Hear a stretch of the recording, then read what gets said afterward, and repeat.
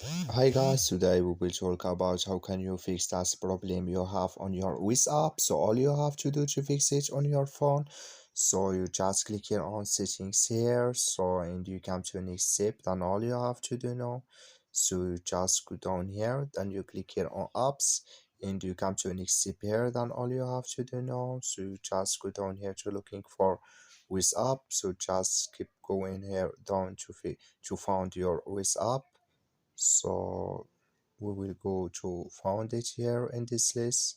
When you found it, you just click on it like this, then it's going to take you to this zip here like you see now. Then you just click here on force stop and you click here on OK, and you go down here, you click here on storage, and you come to a next step here, and you just click here on clear cache. Then all you have to do now, so you just restart your phone, then it's going to work with you.